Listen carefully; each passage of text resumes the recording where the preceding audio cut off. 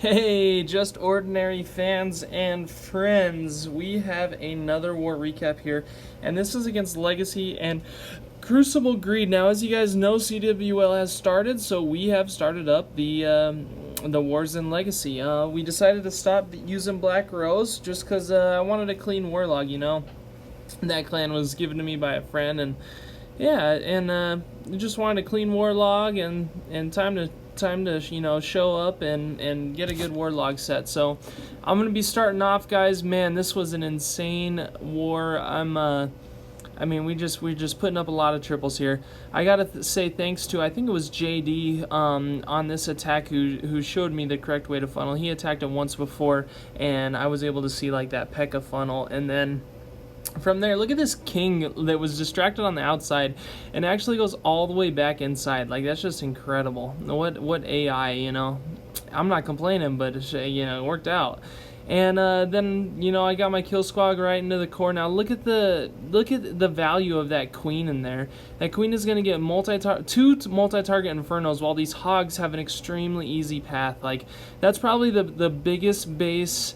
Or the most value I've had out of a kill squad, because I got the Giga Tesla, enemy CC, enemy King, enemy Queen, the Eagle Artillery, and 2 multi-target Infernos, guys. That is just unheard of. That does not happen. And it's not a bad base either. My kill squad just overpowered it. So incredible kill squad there. I can't even. That's great.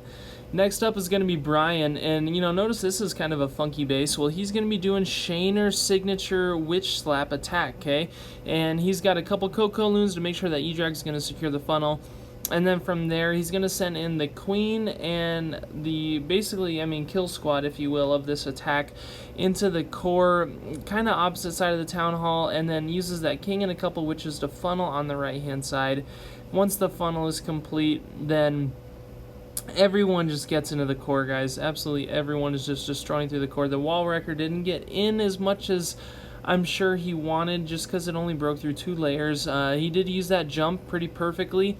And then he sends the bats in strictly to take out that Eagle Artillery, It might not have taken out a ton of different defenses, but it took out a multi-target Inferno and that Eagle Artillery, which is, basically what you want out of this raid, because, you got your tank troops, and then you've got the witches, and all of which are easy targets for the Eagle Artillery and the multi-target Inferno. So those bats had huge value on this base, and he's going to go ahead and clean it up with these, he still has the Queen's ability, swag the Queen's ability. Way to go, Brian. Nice hit, man. That is you might have to show me how to use that attack, because I'm interested. I am interested in that one.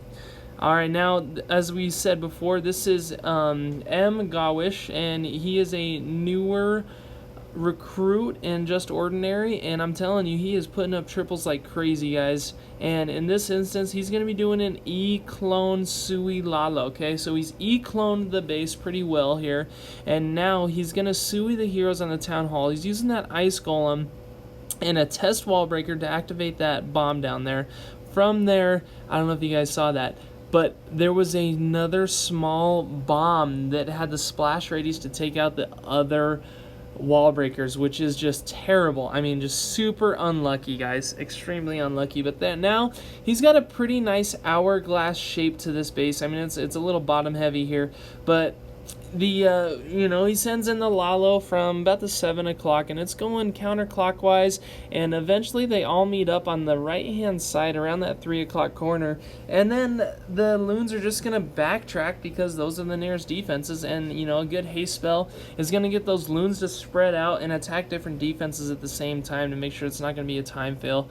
And check that out, guys. What an excellent raid. Even with the wall breaker fail, he was able to come back and secure that triple. It takes a lot of skill to not crack under pressure when things don't go right when you're raiding, and he's a prime example of sticking to the plan and gunning with it. And now we got JD9 here. Now this guy, dude, I'm not gonna lie, guys, I really like this guy. JD9 and I, we discuss strats all the time.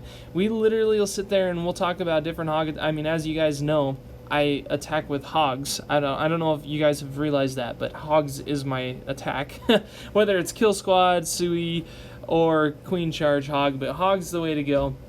But JD9 also, you know, he loves hogs just as much, so he and I really get together and have a lot of discussions on how to attack bases. And in this case, he did a queen charge over the Giga Tesla and is going to charge in to get that queen, uses that freeze on that enemy queen just to make sure she was going to get rid of, or taken care of pretty quickly. And then from there, I mean, this queen just has so much value pushing through the core, keeping those hogs funneled on the outside ring of defenses. I mean, it's everything that we talk about in a raid.